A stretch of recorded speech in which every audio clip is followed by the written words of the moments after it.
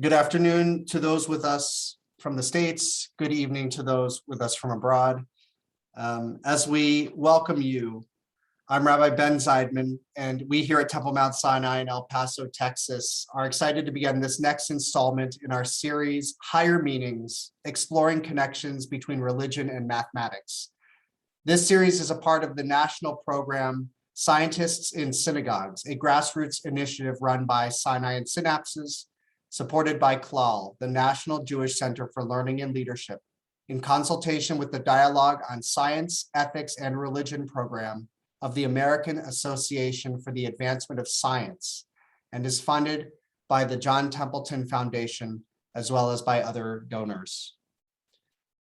We are also grateful for local support by these programs at the University of Texas at El Paso, including the UTEP Religious Studies program, the UTEP Computer Science Department, and the UTEP Mathematical Sciences Department.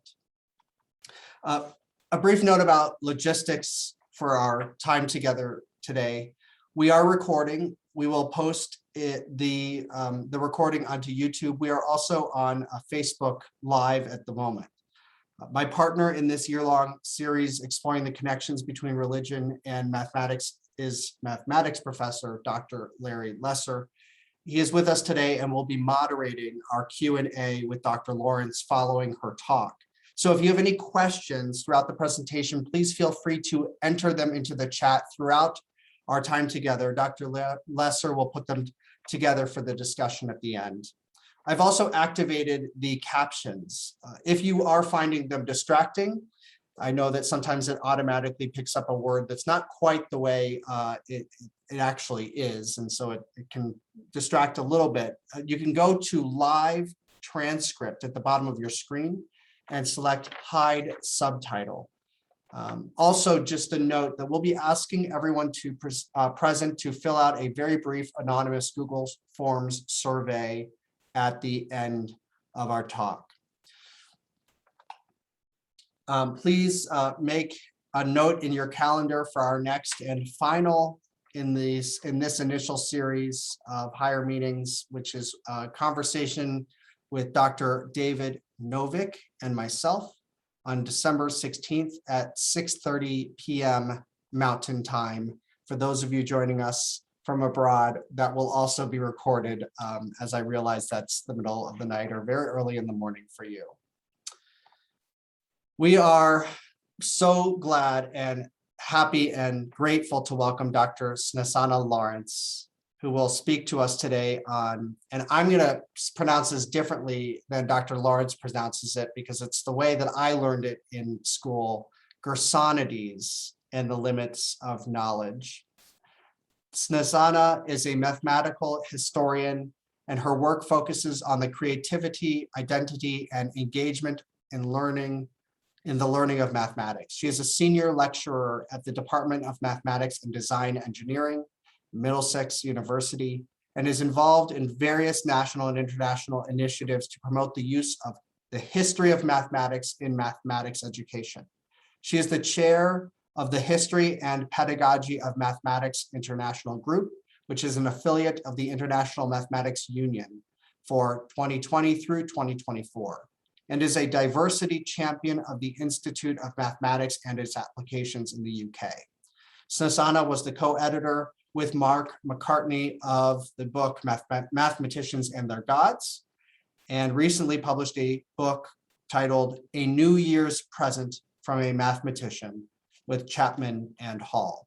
I'll also make mention of her website, www.mathsisgoodforyou.com, and also want to express our gratitude for her gift to Magen David Adom in honor of her congregation, Congregation Beth Shalom in Cambridge, in honor of this time and in honor of the ability to spend this time learning together today. So with that, I'm going to cancel or end my share screen, and Dr. Lawrence, you should be able to start yours and begin. And when I muted everybody, it also muted you. So we'll have you unmute as well.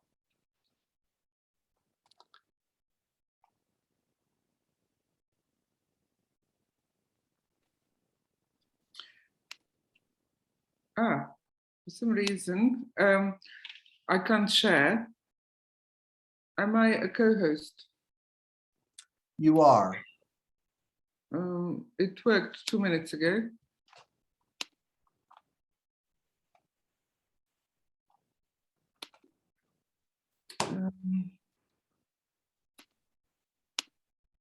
Okay. No, I can't say it. Okay, terribly sorry, Nope. but I don't know why it doesn't work.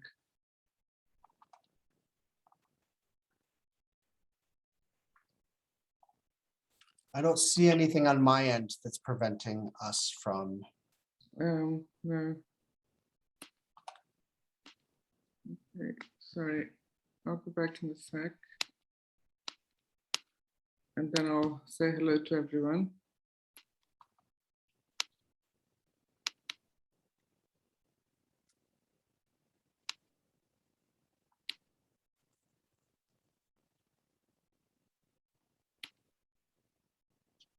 Okay. Let's try now. Okay. Okay, well, welcome everyone to my talk.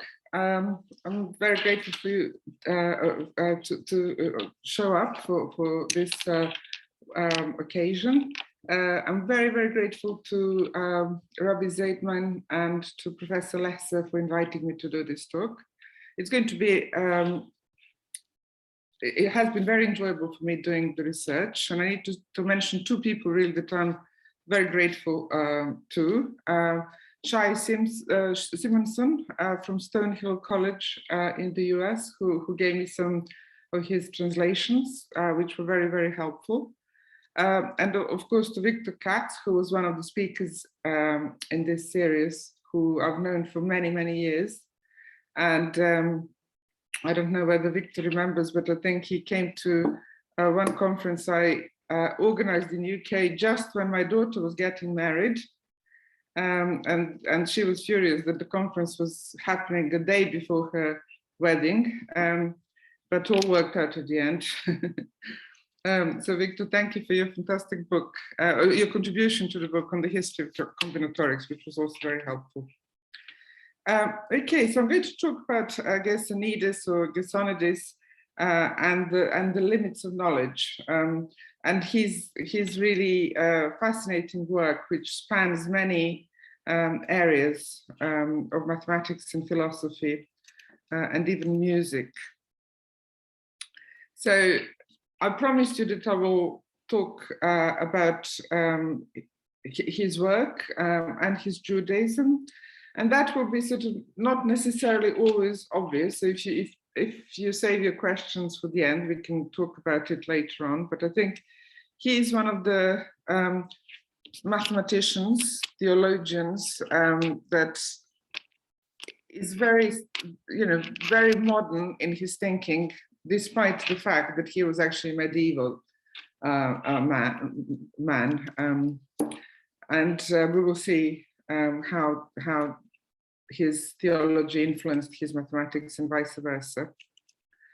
And we will see his contribution to combinatorics in his work on harmonic numbers. So I just want you to, I just wanted to hear something before we get on.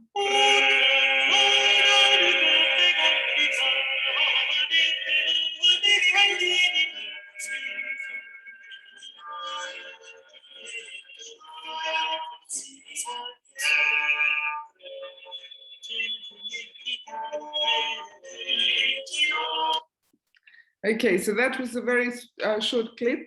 That was work of the composer, his contemporary and friend, who commissioned him to do some work on harmonic numbers. So it is very directly related to Gersonides. Okay, so the overview of this talk is that there will be several sort of topics I want to go through with you. First of all, probably the most important really for this series, generally speaking, why connect mathematics and religion and how I've done it in my work. And then a little bit about Gersonides, as a person and his work. We're then going to look at the harmonic numbers in a little bit more detail, And we're going to look at that question of the limits of knowledge according to his philosophy. And we're going to look at some of the influences that are still very much alive, stemming from his work. So why connect mathematics and religion? Sometimes it is not. Sometimes it is not obvious to people. And for example, when I did this work with mathematicians, their gods, with a colleague Mark McCartney from Belfast in Northern Ireland, the book, although it received very good reviews, quite a few mathematicians didn't really want to sort of look at it because there is a sometimes attitude that religion has nothing to contribute to mathematics or modern mathematics, and I respectfully disagree with that viewpoint. Also, there is a point where you can start looking at mathematicians from, for example, before the 1800s. And if you look at the fantastic website resource that is constantly updated at the University of St Andrew in Scotland, which is called MacTutor website, if you look through loads of biographies of mathematicians from before 1800s, quite a lot of them are theologians as well as mathematicians. So there are questions that people are interested in which are within that intersection.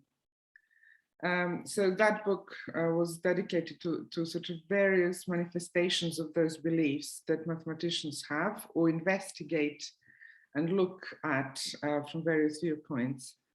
The other book, A New Year's Present from a Mathematician, I did a couple of years ago, doesn't draw a direct link between theology and mathematics, but it does draw the link between beliefs that mathematicians have and also the methods by which they come to certain inventions or conclusions. And quite often these are related to their traditions and their beliefs, religious including.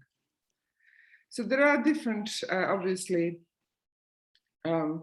stances to this question, but for me that it is one of the important questions of mathematics, that connection with theology. And you can see here a little stamp, how Gersonides was celebrated in Israel with a stamp. So we're going to look at a little bit more about this relationship between mathematics and theology. So the first thing is about the mathematical religious structures. Really the central question I want to pose here is that this mystery of order, which all mathematicians deal with, rediscovery and discovering of order of mathematical objects and of objects really of the universe. So there is a direct connection with sort of metaphysics and physics. And so how does mathematics deal with that search for order? And where can we see instances of that in the work of Gersonides' theology? So that is really the question of this talk that I will attempt to answer either in my talk or later in the discussion. So there are some hard questions, I think we all agree, about the nature of life in the universe, the nature of that sort of the structure of the universe, how things work out. And if you look at, as I said, if you look at the history of mathematics from mainly before 1800s, you can find many examples of theologians and mathematicians there. And so we're going to pay attention to one of them, to Gersonides, and look at how he dealt with those questions. So Gersonides, Men and His Work. He was Rabbi Levi ben Gershon or Gerson or Gersonides or Magister Leo Hebreus. Sometimes he's also known as Ralbag. I see we have a translator of Ralbag in the audience, so I will say hello. He was born and lived most of his life. Well, he lived all of his life actually in Provence and Languedoc region of France, in the south of France.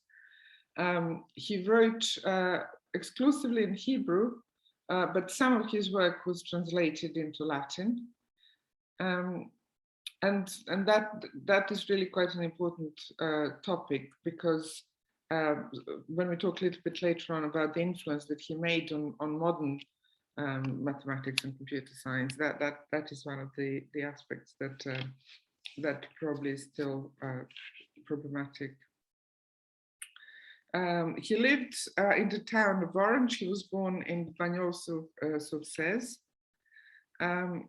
And he comes from this background where Jews fled from Spain after the takeover by the Almohads in the middle of the 12th century, and they brought with them the rich Greco-Arabic body of knowledge.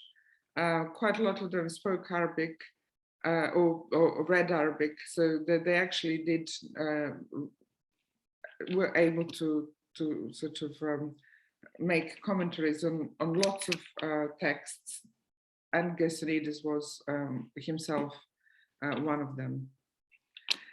So the knowledge of Arabic language gradually diminished in the Jewish Provençal community, and Hebrew became the language in which the traditional texts and foreign wisdom was studied. So he wrote several books. We'll come to them, and this is one of his most famous books, Wars of the Lord or Wars of God.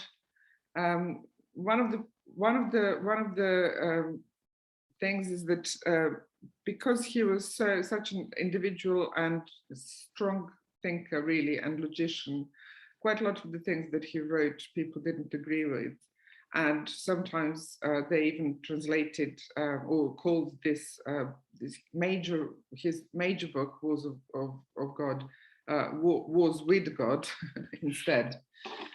So this book itself is discusses various questions: the immortality of the soul, the nature of prophecy.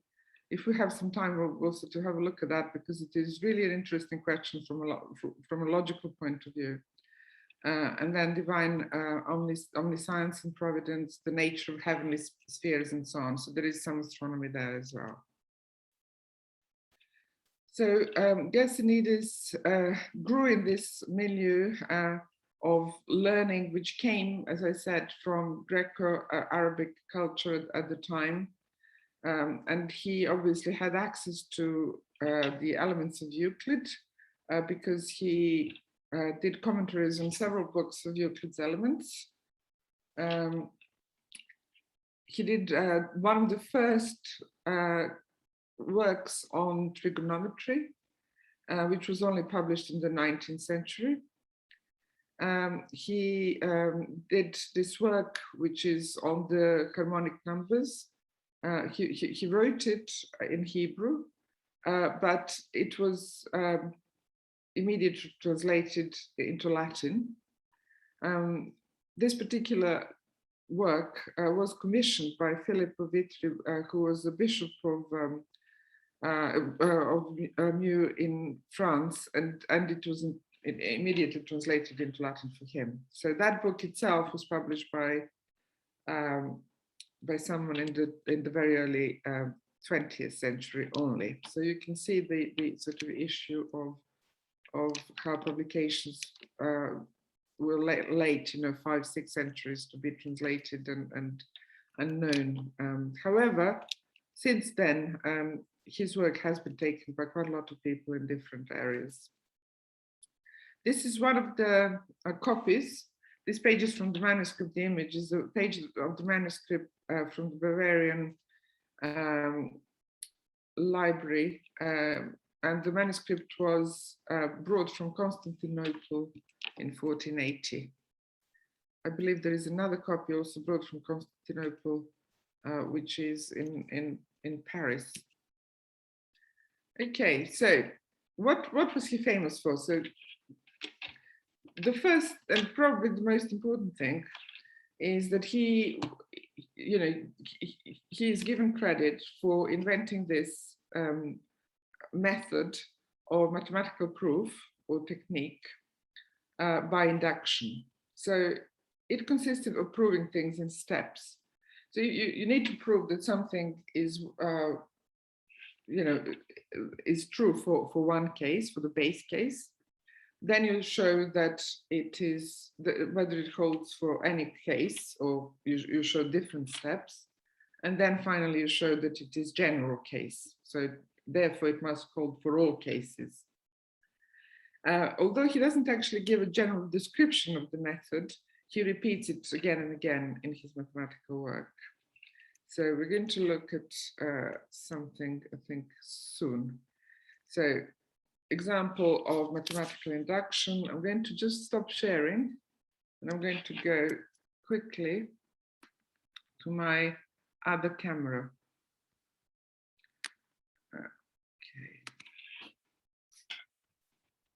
Okay, so you can see that, right?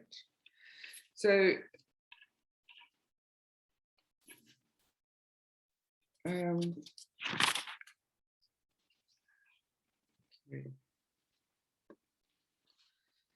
So for example, he says, if one number multiplies another, which in itself is the product of two given numbers, the result is the same as when the product of any two of them, of these three factors, is multiplied by the third. Okay, so in words, that is very complicated, so let's write it down. So if a number, let's say A, multiplies a product, which is itself, is product of two given numbers, so let's say B times C, the result is the same as when the product of any of those three factors is multiplied by third. So basically that is going to be equal to B times AC, or C times BA or AB. Okay, so that is really what he is saying. Okay, I'm going to switch back.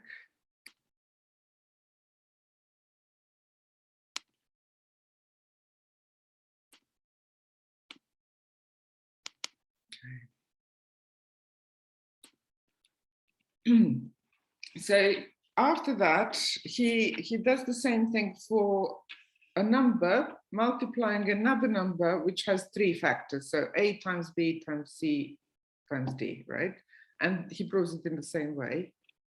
And then finally he says, if one number multiplies another, and so on. So he comes this oops, sorry. The same with the product of any collection of these numbers multiplies the product of the remaining ones. So finally he says, you can do that to infinity. You can have as many numbers as you like, which are going to be factors of the number which is being multiplied by another number. So that is really what the method of induction is. So you build from first case, you show it works on another case, and then you show that it works for any such case. Okay, let's have a look at another thing. So what is important really in his writing, I'm sorry, I'm going to have to move this slightly. What is important in his writing is that he does not dismiss the experience. And that is not really very common in his time. So he does actually talk about, in his work, he does speak about the importance of the experience and what intellectually one gains, or the intellect acquires the knowledge through something which is different from itself, he says, and that is experience. So he really is quite clear from all his writing that all the experience is crucially important in sort of his view of the world and his philosophy. And that wasn't very common.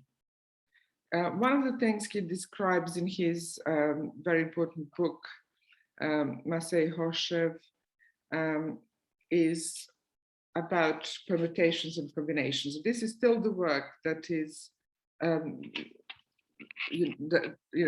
that is quite important. So just to make an introduction into that, I'm going to just explain very briefly what it means. So let's say you have two examples. One example is I can say my fruit salad has apples, grapes, bananas, and pineapple, right? So it doesn't matter in which order I eat them, they're in a salad.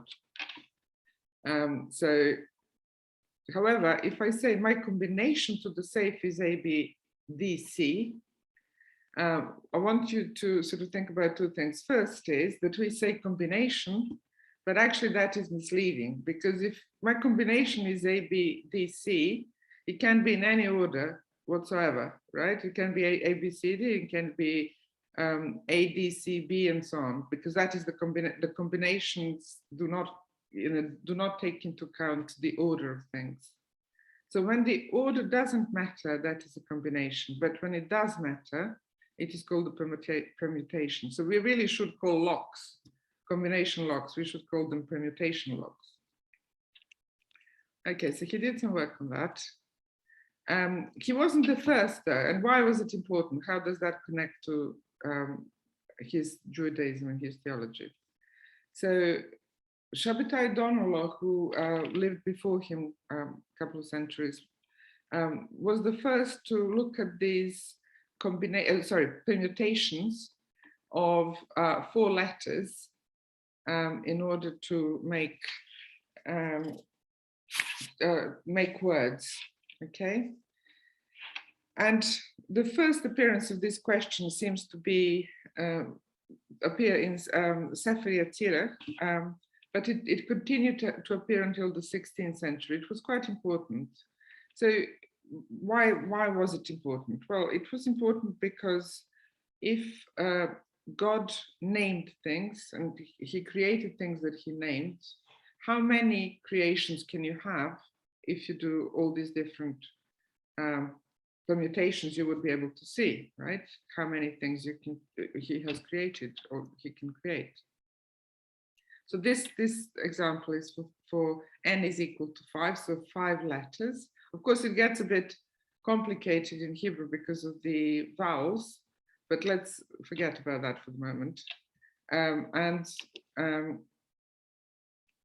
We're going to sort of just stay there. So there was a very important question, really. So how many things can be in the world? And Gersonides became interested in that question. There was another question, and that was importance of that question was posed by another rabbi from the 12th century about how many possible conjunctions there are of the 7 planets. So, for example, the conjunction of Mars and Jupiter was a very important one for astrology or for astronomy. And you know, you can say why that would be important, because a question, or you know, things can depend on that very strongly. So it is important to know what, you know, how things are going to be combined. And Gersonides, one of his greatest sort of interests was astronomy. Actually, he did some work on astrology as well. So that was something that really interested him. So I'm going to just go to IP book camera again, and I'm just going to draw. Oops, sorry, I have to do this first. Yeah. And I'll show you what I mean. So let's say the 7 planets then known were Moon, Mercury, Venus, the Sun, Mars, Jupiter, and Saturn. So let's say we have them like that, 6. So 1, 2, 3, 4, 5, 6, 7. Okay. So how many conjunctions? Well, you obviously have these conjunctions. These are conjunctions. These are, you know, ways you can combine two planets, and you can count those. Okay, we're not going to count them now, but basically you can do that. Have I missed any? Okay, so you can do that. Okay, so we're going to have a few questions now about combinations. So I'm going to. So let's say, so you have, let's say you want to find out two conjunctions of those two planets. So we have Jupiter and we have Mars. So how many different combinations can you have of Jupiter and Mars out of 7? Okay. How many combinations can you have altogether of these planets? So I have some questions for you. So Ben,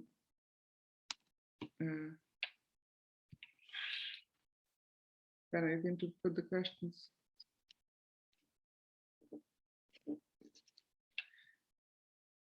Hello?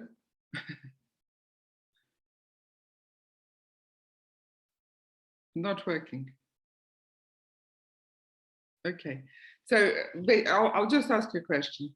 We were going to have a little poll, but the poll doesn't seem to be working. So I'm going to just ask you,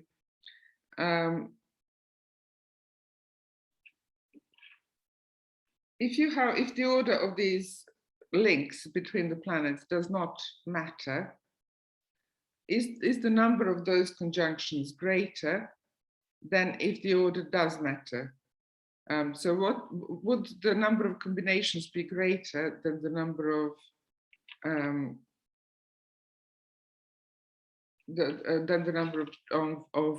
permutations? So that was the question. Okay, I'm going to just start sharing again because I have the answer. So in the case of conjunction of two planets, the order does not matter, right? So those two planets can have a relationship. But in the case of words, order of letters does matter, for example. So what is greater, the number of combinations of two planets out of 7, or the number of all possible permutations of two letters out of 7? Well, we'll come back to that question a bit later on. And we'll see exact numbers, hopefully. Now, what is important, what is nice, is that Gersonides worked out both permutations and combinations as purely mathematical questions. So despite his great interest in theology and his big questions that he grapples with throughout his work, he in mathematics, when he does mathematics, he actually wants to know exactly how things work in mathematical sense. So he doesn't mix his theology in that respect. So the origin of the question is theological, but the work is mathematical. And he uses just give people. Oh, never mind. Okay.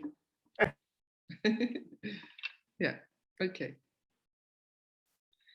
So we're going to go further because we're running a bit late. So number of permutations. So see, so he showed really, he gives formulas for permutations of given numbers. So he shows that the number of permutations of a given number of elements, of n elements, is n factorial. Factorial means you multiply it by all the numbers less, so for example, 7 factorial is going to be 7 times 6 times 5 times 4 times 3 times 2 times 1, okay? And you stop at 1 because if you multiply by 0, things will go wrong. Okay, so how he does it, how does he do it? Well, he uses mathematical induction again. So he says that, for example, if a number of permutations of a given number of different elements is equal to a given number, So then he sort of proves that this, for example, is the case. So permutations of permutation of 7 is the same as 7 times permutations of 6. Okay, and he does that in a cyclical kind of manner to show that that is the case every time. So he gives some really important formulations in combinatorics. So the number of permutations of a given number out of a set, and the number of combinations of a given number out of set. I was going to do this, but actually I'm going to skip it because I want to show you some other things that he did, particularly his harmonic numbers. But I'll say to you what we did here. So let's say if you calculate the exact number of permutations of 2-letter words out of 7, you will get a certain number, and that would be much larger than, well, it would be in case of 2-letter words, 2 letters, permutations of 2 letters out of 7, it would be exactly the double of the combinations. But generally speaking, if you're dealing with any number of elements and you are trying to find permutations out of the whole set of that element, it's going to be, permutations is going to be always a much larger number. Again, the question is, how much was this important at the time, and how much it influenced development of combinatorics at the time? Well, it didn't actually too much, to be fair, because he wrote in Hebrew and his work wasn't widely known. However, his manuscripts were brought by a French ambassador to Constantinople.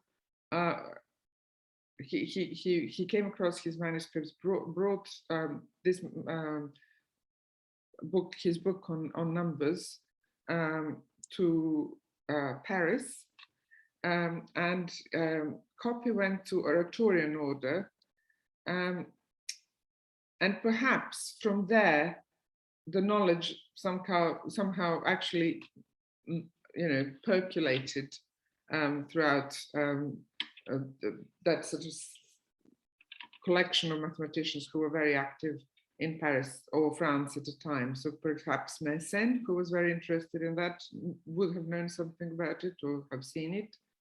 And through Mersenne, possibly Blaise Pascal, who did quite a lot of combinatorics, would have been able to see and learn from that. But at that time, so the inventions or the people who wrote something weren't necessarily given all the credit. So we don't really know the exact route and whether he actually made direct influence on those mathematicians. Okay, so what about the harmonic numbers? So you remember that Philip Vitry, Bishop of Meaux, who was his contemporary, he was a composer, theorist, poet, philosopher, and so on. And he commissioned Gersonides to write the Numerous Harmonices, a book which was immediately translated from Hebrew to Latin for him. And why did he had interest in numbers? But he did because he was a musical theoretician. He wrote about theory of music as well as compose music. And theory of music has, as we know, strongly links with mathematics in that way.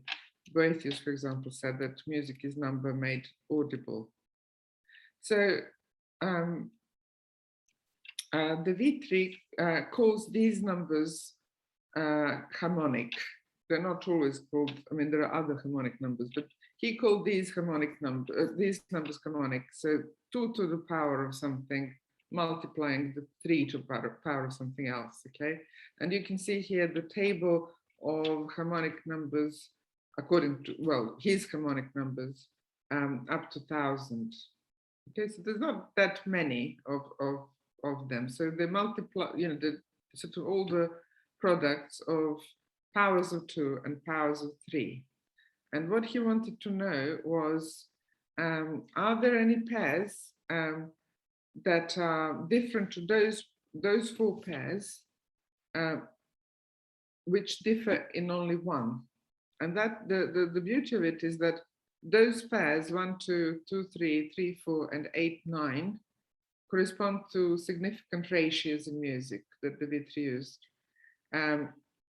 So they correspond to octave, fifth, fourth, and the whole tone. So Gersonides did that. He again used his inductive method, and he showed that these were the only four pairs actually, and he showed that those four pairs have to be the multiples of the power of 2 and 3. So it can't be only it has to be those powers. So these were the only ones, if you can see, that four pairs with a difference of 1. Okay. Now, what is interesting here is that this obviously wasn't only some kind of commission, he got commissioned to do something, and it was a nice, interesting question in number theory that he sort of wanted to apply himself to. It was much more than that for him, because, sorry, I have to just move this.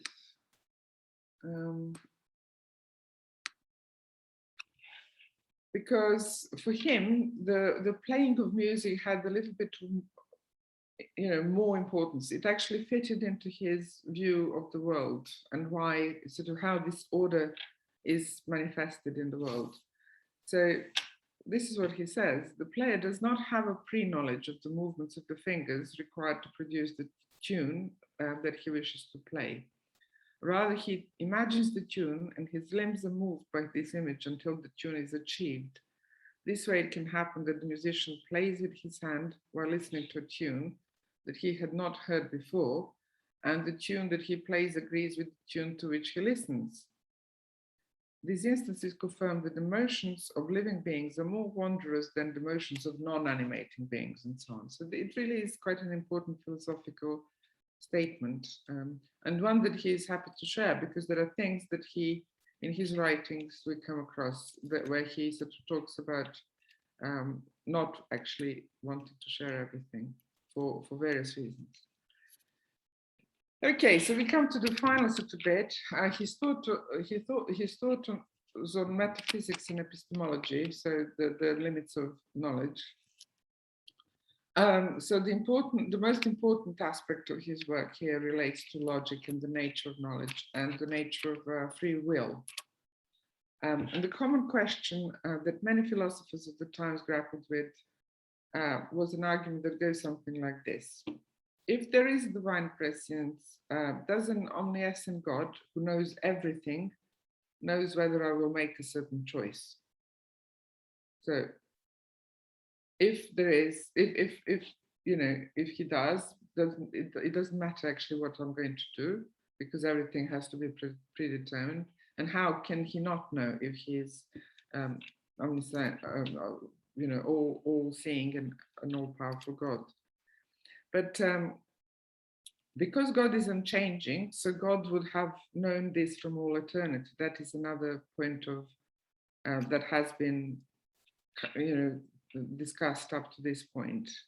So this means that this event cannot turn in any other way than that which God knows from time immemorial, because the time, God is unchanging, so is able to see everything at all times. So if that is correct, there is no free will. There are other sort of important concepts here that I will very briefly sort of skim over. One is the concept of contingency and necessity. So contingency and necessity are affected by events' temporal nature. So many future events are contingent on our choices in the future, but they become necessary only after they have passed, right? You can't change things that have happened. So before it happens, there's a contingent, but then it becomes necessary. But again, you have the problem there with the time. So if God knows everything at all time, from all time, how does that work? And then Maimonides, who was very famous Jewish philosopher and theologian, puts at the core of his view of Jewish teaching that God, without qualification, knows every particular and event. But like Averroes, who was a Muslim scholar from that period, argues that this is different to our understanding. Okay, so that although he does know that, it is not actually something we can understand entirely, never understand it entirely. So what can mathematics do in this respect, according to Gersonides? Well, first of all, we need to just understand that he puts astronomy and metaphysics as the most important sciences. So understanding of the nature and the structures and of this order as it is manifested in the universe is the most important for him. And then in the middle, physics is important because through physics you understand that sort of whole picture. And before physics, mathematics is important because you learn how to think, and also you come with this process of proving things that are true, and that is important. And what is important for him is, and what he says is the best thing a person can do within their life, is to get as much of learning and understanding of existing things of that order and the equilibrium between things, and the manner of wisdom that has organized them as they are. So really understanding the existing things or that existing order among things is being able to see God's wisdom. And that is where his mathematics and his science, why they're important for him. So, and he also says that, for example, God knows those things which exist in the world insofar as they possess a universal nature, i.e. essences. So for him, for Gersonides, God doesn't really bother with the detail. God knows all the order as it is. And that perfect knowledge consists in knowing the nature of the thing. So if you actually want to have a perfect knowledge, you need to understand that structure of the thing. And so, which is a very mathematical sort of approach to, I suppose, to viewing things. And also, one of the things that Gersonides says is that reason has been given to people. And this God-given faculty is there for a reason. And the reason is for us to understand God with this instrument. So how was this influential to modern times? Well, his work in combinatorics was quite important. And it would, people have tried, but I'm sure, there is a lot to be left to be found because only now quite a lot of correspondence is being looked at as it is being digitized to be made available. So hopefully we will see a little bit more about his influence on the development of combinatorics in the years to come. His work on inductive reasoning is incredibly important because we still use that type of proof. His work on harmonic numbers was important, and it was more important in a way than we are able to really say here, because it is linked to two very important other theorems. One is Fermat's last theorem, which was only really solved in 1995, I think, by an English mathematician, and ABC conjecture, which is conjecture in a number theory. So that is really still, there is still connection there. So that is important contribution. And then his work in logic and epistemology of knowledge has influenced more modern developments, in particular in temporal logic, and via that in computing and artificial intelligence. So since his work has been mainly known from the really 19th and 20th century, it's quite an achievement to have all these things, all the influences, centuries after one's life. He influenced Spinoza and Leibniz. Many would argue that. And this is actually one of the streets where he possibly would have lived, in the little town where he lived. And of course, there is a fantastic novel by one of my favorite writers, Ian Pierce, The Dream of Scipio, where Gersonides appears in some places. And I highly recommend it, not only because I love to think about Gersonides, but also Ian Pierce wrote another novel, An Instance of the Finger Post, which to me is a very great novel as well. Sorry, I'm just going to have forgotten to show you the bibliography. So there's the bibliography. As I said, quite a few of things that I'm very grateful to Shai Simonson is he's published and unpublished translations of Gersonides' work. Okay, I'm going to stop. Thank you so much, Dr. Lawrence, for giving us such a rich historical context for thinking about the intersection of philosophy, mathematics, religion, and even music. And thank you again for making the effort to join us from across the Atlantic to make our series truly international. And what a nice feature also to have another mathematical historian talk to complement the one we had 2 speakers ago when Victor spoke. And so now we move into the session's Q&A. I have a few questions already, but it's not too late to submit them in the chat window, and we can work in yours as well. So also at this time, Rabbi Zeidman will paste into the chat window the link for the 2-minute anonymous Google Form survey that we would like each attendee to complete to give us feedback about this session of our speaker series. So that will help us. Great. Thank you, Ben. Okay.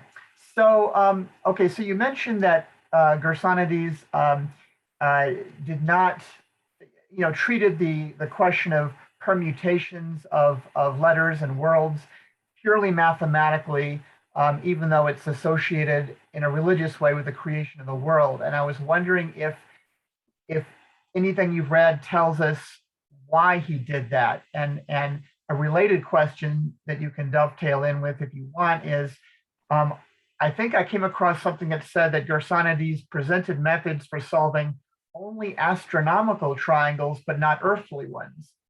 So again, this tension between this world and a world beyond in both cases. Any thoughts on that? Yeah, so I think from reading quite a lot of other things of his, whatever has been translated, it comes across that he was really interested in knowing the structure of the world, as I sort of said towards the end. And for him, the start of the question, although it is theological, and he is, quite clear about his, Jewish faith. I mean, he was a rabbi. The ultimate knowledge and the ultimate devotion, really, to divinity is through knowing exactly how things work. So I think that is the importance for his all his efforts. That it is not, it is not good enough to connect things and to have question posed and then sort of you go off. No, for him that was the actual aim. The aim to understand, God was through working out how order works in the universe. And in order to be able to do that, he said you need to study mathematics, and then physics, and then astronomy. And he did other things. There were quite interesting works that he spoke about training. So that was something that I sort of found incredibly modern, how important for him it was for a person to be able to access that, and that really the only true kind of life is if you manage to sort of see this order through study, and it wasn't separated in any way from his belief. So that, that was something that was, very sort of abstract and modern, but at the same time, very attractive for someone to see that connection in that way. Is it a fair statement to say that Gersonides was ahead of his time in terms of how much focus he had on rigor and proof? And is there any connection between that and then the way Spinoza, one of the people that you said he influenced, is known for like defining his terms and propositions very explicitly up front? Yes, that's right. I think so. I think that there is a link between, in particular, with sort of employing that logic about the world, and sort of working through all the structures. And for example, Spinoza argued that nature preserves the existence of animals and plants, and moreover, it endeavors to do so. So that is something that he, has been traced as directly related to Gersonides. So this sort of all persuasive kind of order, and understanding of it through philosophy and mathematics is also interesting how he influenced Leibniz, and I think there were many connections there that are not direct. Again, we don't have exactly direct. If people don't say, I learned this from that source, then it's very difficult to prove exact connection. But it is, in particular with Leibniz, there is a lot of connection between Gersonides' work on this predictability of knowledge, on contingency, and on divination. I mean, his work on divination is fascinating because it's fantastic because it gives a lot of actually modern logic that is used in computer programming. So if you know what is going to happen, what are the possibilities of something going this way or that way? So numbering the possible outcomes has been incredibly influential in computing. And I love that in one of the early slides, you showed us the picture of the Jacob staff. I wish the United States was as good as a lot of other countries in terms of honoring our mathematicians and our scientists on our postage stamps. We don't tend to do that as often as other countries. But what I found myself thinking was that I did a little bit of looking up on this because I was curious, and the Jacob staff was first described in Europe by Gersonides in the early 14th century, but apparently it had been available in China a few centuries before that, and that reminded me of like how Pascal's triangle appears in Islam in the early 11th century and then China later, but then Pascal got his name tied to it. So for those who may not be aware of trends in math history, would you like to say anything about what determines whose name gets associated with something? Yes, I know that is a very sort of pertinent question for our times, because lots of mathematical concepts, as you know, Larry, are not named after people who invented them. So as you say, you sort of mentioned Pascal's triangle. Pythagoras' theorem is is called after Pythagoras. We don't actually, we know that people used the method many centuries before Pythagoreans. There was even recently, there was an article during the summer, someone from Australia came up with some discovery to say that other people have known, Babylonians knew Pythagoras. But this is not news, this has been known for many, many years.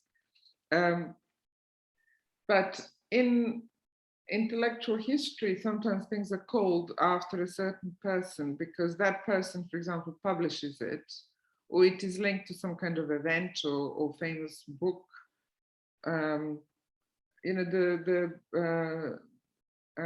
Indo-Arabic numerals came to Europe but they weren't invented by, they weren't really invented by Europeans, but we adopted them. So knowledge does move and changes and gets different names in different places. I think as long as people know that this is what happens, there is no crime in calling Pythagorean triples after Pythagoras. I think it would be a bit, silly to sort of say, no, we can't call them like that because now we should call them something else. Because I mean, how much time do you have to change, the names all the time? But one should be aware that these things are called after either a famous mathematician or a famous book, and there is a sort of inherent in it probably some kind of bias towards the mainstream intellectual history. There are lots of people from the margins or cultures that are considered marginal to the sort of westernized view of the world. So as long as we're aware of that and sort of always search for new connections, take it with a pinch of salt, next time when you hear a famous number or some kind. Apart from Graham number, because I think Ronald Graham actually came up with his number himself. Rabbi Zeidman, I'll bring you in on this question. Dr. Lawrence talked about Gersonides trying to reconcile free will and an omniscient God. What reactions did you have from the rabbi point of view on how he did that? My biggest reaction is just that isn't that the question, right? And that not shying away from wrestling with it is something that has been a part of Jewish tradition and Jewish history all along. That this question about God's presence and God's role and God's omnipotence and our free will and how all of that interacts and engages with each other and how we engage with God and God engages with us is something that we, thanks to rabbis like Gersonides,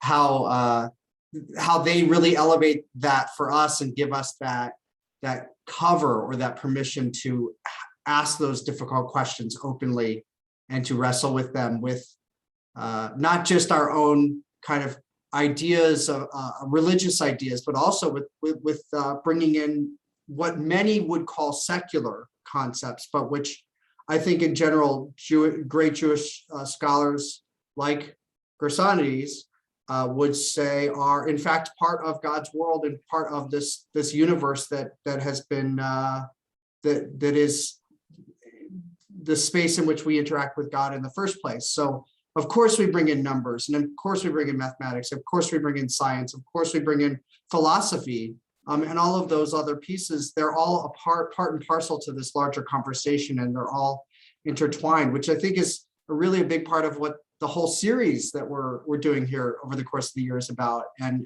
lifting up this example of this great mathematician and Jewish scholar by Dr. Lawrence is a wonderful way to sort of emphasize this thing that we are trying to do over the course of this year in general. So that's what I was thinking about as I was learning about that during that part of the presentation. Oh, thank you. I think also for learning mathematics, and I think there is a great mistake often in not discussing these big questions with the learners. I think they do get. Everyone actually wants to know these crucial questions. We shouldn't shy from them. And this is another example from the history that where you can, rather than go into off on a tangent and sort of, you can actually show an example of how, such an important question was dealt with without actually questioning your own or my or someone else's faith. And I think that is a useful tool in education, because young people, anyone who learns anything new, I think they want to learn about these big questions, you know. Well, that you referenced in your presentation, I don't remember the name of the person, but there's the influence of Gersonides through somebody who tended to disagree with him. That's right. Yes, exactly. But that, like, how Jewish is that concept, right? Because that elevates, you know, the person that you're quoting and that you're conversing with over the centuries, even somebody who's lived hundreds or thousands of years before you, right? Our tradition is to elevate and lift up this history and to build on it. And one of the things we do is by engaging with that. And sometimes we find, you know, this thing that this person wrote before us, we don't agree with it, but it's about how we engage with it, not just about throwing it away and pretending it never existed too. Yeah. Yes, yeah, exactly. Well, thank you both for those comments, and Rabbi Zeidman, I appreciate your making the big picture connection to our whole series. Before I ask one more question, let me just make sure everyone has a heads up that we, whether or not we've reached the limits of knowledge on Gersonides, we have not reached the limits of our series. We do have one more session, and it will be an especially interesting one because it's my UTEP colleague, Dr. David Novick, who you can see in one of the rectangles, and he will be in conversation with Rabbi Zeidman. And so perhaps more than any of the previous 5 talks, we will have a sustained back and forth between the religion person and the math person, so to speak, even though obviously both of these people have many dimensions and talents. And so I know it will be a fascinating exchange. So just to kind of maybe close with a big picture question about your trajectory, Dr. Lawrence, you know, like me, I see that you worked as a secondary school teacher before the college teaching that you're doing now. And during your secondary school teaching, you won a fellowship to start a website that we put in the chat window early in the talk to integrate math history into the secondary school curriculum. And I was just wondering if you'd like to say a little bit about what was learned from that and how the impact or trajectory of math history integration may differ from or secondary versus tertiary education. Yes. So actually the website that is there now, I had to take virtually everything out because I made it in 2004 by just using HTML script, and it started going really crazy because I made some frames and there were pictures and so on, and this, you know, all the mathematics was done as drawings. So the current one is really in the progress, but the original one was very incredibly popular. And through working that, you know, I had about something like 5 million people visit the website. So I had, you know, people write from all over the world, particularly people who used to do their own schooling of their children. So homeschooling, or people who educated their children in a foreign country. So they were always looking for something, you know, connected to sort of England or something like that, because it was based on the English curriculum. It was a really quite important thing for me because obviously I came from the history into teaching, and I came to teaching because I sort of really realized how misunderstood mathematics is. That particular sort of thing that I've just said in a minute ago, how important those big questions are for me as a person, my daughter, and all people that I know. All the children in school have their own sort of questions like that. And what we ask them to do is to sit and work in quiet, you know, and so to write things in their notebooks. And that is fine if that work is something that they feel ready for, but they have to know why they're doing it. And why they're doing it is actually working that out, you know, working out that kind of structure of the world for themselves by small steps, you know, practicing, you know, all the time their mental apparatus, you know, their intellect. So it's been sort of quite a journey. And then I got in touch with lots of people from this network of historians of mathematics, where I met Victor. And it's a big network of people, and we meet once every 4 years. Well, we had to actually not meet last year for obvious reasons. The history of mathematics in mathematics education is, I think, a really important thing, because lots of people don't actually have positive views of mathematics, as you know. And through history, they do get some of that narrative, and it makes sense. And then they realize also that these same questions appeared and reappeared in different ways. And they sort of all can be one little puzzle in better understanding. Does that answer? Yeah, thank you. Well, hopefully you can see us all in our rectangles giving you applause, even if you can't all be heard. Thank you. Really appreciate your staying awake. What time is it there now? Like 10 o'clock or something? It's not. No, it's not too late. It's 9:13. Okay, good. Rabbi Zeidman, do you have any closing words? Just as an expression of gratitude to you, Dr. Lawrence, for taking part in this series, and for, as Dr. Lesser started by saying, for broadening our scope internationally. I think that you just really highlighted and pinpointed for us these big, broad themes that we're trying to bring to our community and to the world more broadly, that this perceived disconnect between scientific and mathematical thinking on one hand and religion on the other is a false dichotomy. And just by bringing us an example of that and somebody who did that work, as Jews, we always look to the previous generations and as authorities. And so here we have a wonderful authority, and your authority of knowledge on his life and his work just presented to us. I'm just so grateful to you for re-emphasizing that through Gersonides himself, and really grateful to you for being with us here in El Paso. Thank you so much. It's been my pleasure, really. Great pleasure to be invited and to do research and prepare for this talk. So thank you for inviting me.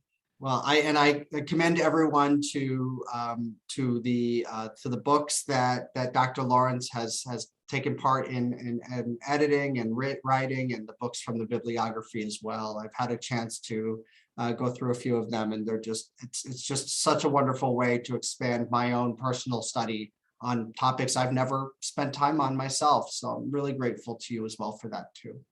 Thank you. And remember to click on the Google survey link that's in the chat window if you haven't already done that.